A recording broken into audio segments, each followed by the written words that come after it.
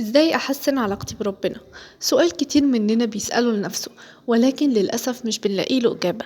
بس في حلقة النهاردة أنا هجاوبكم على السؤال ده. فلو أنت شخص مش بتصلي، مش بتحفظ قرآن، ومش بتعمل أي أعمال خير وعايز ترجع لربنا من تاني، يبقى لازم تتفرج على الفيديو ده، لأنك هتستفاد منه جدا. وإن شاء الله في آخر الفيديو هقول لكم على تطبيق هيساعدكم في إنكم ترجعوا لربنا، وكمان هيسهل عليكم حاجات كتيرة جدا، فتابعوا الفيديو للآخر.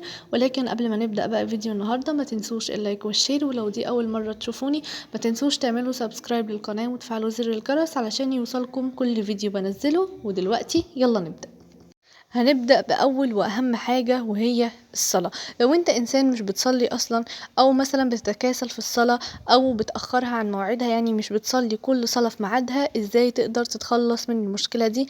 الحل بتاعها بسيط وسهل جدا. أول حاجة هنعملها اللي انت تفتح اليوتيوب وتكتب عقاب تارك الصلاة، وهيطلع لك فيديوهات كتير زي ما انت شايف كده. اتفرج على اي فيديو منهم.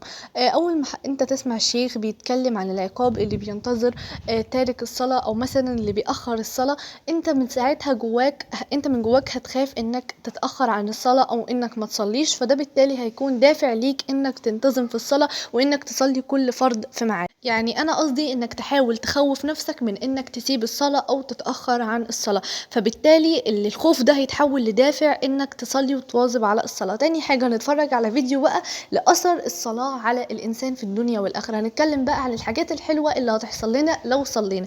يعني احنا بنجمع بين الاتنين، حاجة تخوفنا من اننا نسيبها، وحاجة تحفزنا اللي احنا نستمر في الصلاة ونحبها.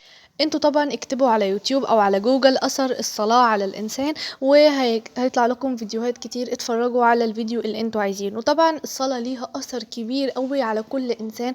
اول حاجة بتنظم وقتك، بتبارك لك في يومك، وبتحسن علاقتك بربنا. بتحس كده دايما انك في معية ربنا او في حفظ ربنا، ان ربنا مش هيضيعك، انت معاك ربنا.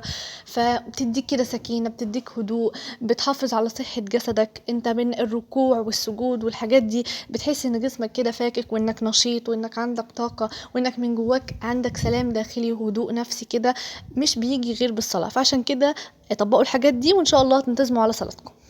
تاني حاجة هتساعدكم جدا انكم تقربوا من ربنا، حفظكم للقرآن الكريم. يعني زي ما بيقولوا كده، احفظ الله يحفظك.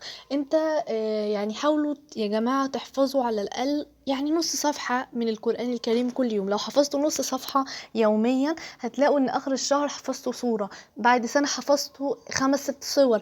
طبعا يا جماعة حفظ القرآن ليه فوائد كتيرة. أول حاجة هو بيرفع من منزلة صاحبه في الدنيا وفي الآخرة. في الدنيا بيلقى احترام الناس كلها، والناس كلها بتبصله بنظرة احترام، وفي الآخرة بيجي على راسه تاج من النور. وطبعا هو بيشفع لصاحبه يوم القيامة. تالت حاجة معانا هي الأذكار. يا جماعة أذكار الصباح، أذكار المساء ضرورية جدا، لازم تقرأوهم كل يوم. مش هياخدوا منكم والله العظيم نص ساعة هما الاتنين بس، بتحسوا كده بكمية طاقة ونشاط، وتحسوا بقى انكم بادئين اليوم بقى صح، وهتحسوا كمان ان ربنا معاكم وحافظكم، وطول اليوم هتحسوا بإنجاز رهيب. رابع حاجة هي الثقافة الدينية. لازم تثقفوا نفسكم دينيا، يعني حاولوا تقرأوا في كتب دينية. مثلا تقرأوا كتاب زي اللي قدامكم ده، السيرة النبوية الشريفة، قصص للأنبياء. تقرأوا تعرفوا قصص الأنبياء كلها، تعرفوا مثلا قصة سيدنا نوح، قصة سيدنا موسى.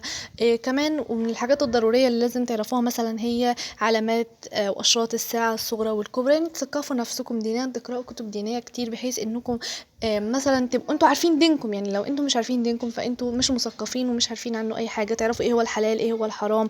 مثلا تقراوا عن حياه الصحابه، يعني مثلا ممكن تقراوا شخصيات، ممكن تقراوا مثلا في موضوع ديني مثلا. ولو انتوا مش بتحبوا القراءه، تقدروا تتفرجوا على برنامج ديني. انا مثلا بحب الداعيه مصطفى حسني، تقدروا تتفرجوا معاه.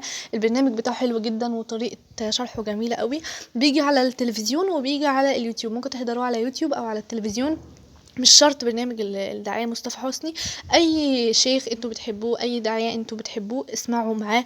بيقولوا معلومات حلوة ومفيدة، وبتحسوا انكم مثقفين وعارفين حاجات عن دينكم. وحاولوا كمان تحفظوا احاديث عن النبي.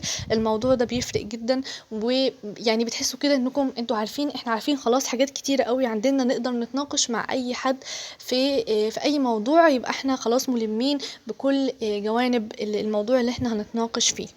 برضه يا جماعة من الحاجات المهمة جدا هي انكم تخلوا تليفونكم يساعدكم على انكم تلتزموا وانكم تفضلوا قريبين من ربنا. يعني ادخلوا في جروبات دينية زي كده، مثلا ده اسمه راغبين الجنة، جروب على الواتساب بيذكركم بقيام الليل، بيتكلم مثلا عن موضوع ديني، يقول لكم معلومات دينية، يذكركم بالاستغفار، بالتسبيح، بالصلاة على النبي. الحاجات دي كلها مهمة جدا وبتفرق في نفسيتكم. وكمان هتلاقوا انكم بيبقى في بنات يعني او في ناس تانية بتحاول انها تتغير وتبقى احسن وتبقى اقرب لربنا، ده بيديكم حافز. وممكن كمان تتعرفوا على مثلا، يعني بيديكم اصدقاء جداد كمان، انكم تتعرفوا على واحدة زيكم مثلا عايزة تلتزم، عايزة تصلي، عايزة تعمل حاجات كويسة، فده شيء هيبقى كويس وهيبعدكم كمان عن رفقة السوء.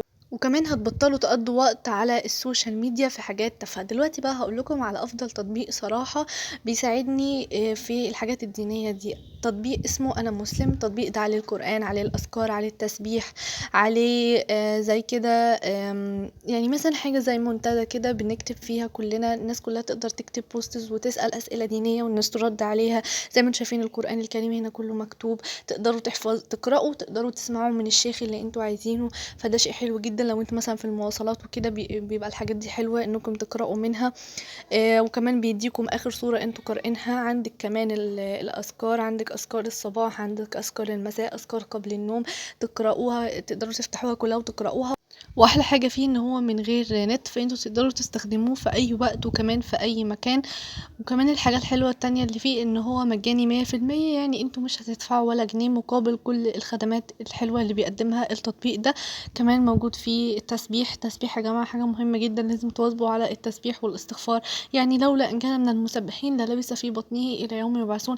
التسبيح بينجي الانسان من المصاعب ومن الحاجات التحديات اللي بتقابله في حياته. التسبيح بينجيه منها عن تجربة يا جماعة، فعشان كده واظبوا على التسبيح. كمان حاجة حلوة قوي في التطبيق ده ان هو بيديكم كده تنبيه او اشعار كل ما يحين وقت الصلاة. انتوا بتظبطوا يعني ان هو يديكم حان الان موعد الصلاة. اول ما الاذان يدن هيبعت لكم تنبيه ان هو ده وقت الصلاة، قوموا صلوا. كمان في الأدعية دي تقدروا تقرأوها، وكمان تقدروا تبعتوها تشاركوها مثلا على الفيسبوك أو على واتساب. يعني تطبيق متكامل، أنصحكم بأنكم تنزلوه. وبس كده، ده كان فيديو النهاردة، أتمنى تكونوا استفدتوا منه. لو عجبكم الفيديو ما تنسوش اللايك والشير، ولو دي أول مرة تشوفوني ما تنسوش تعملوا سبسكرايب للقناة وتفعلوا زر الجرس علشان يوصلكم كل فيديو بنزله. واستنوني في فيديو جديد. باي.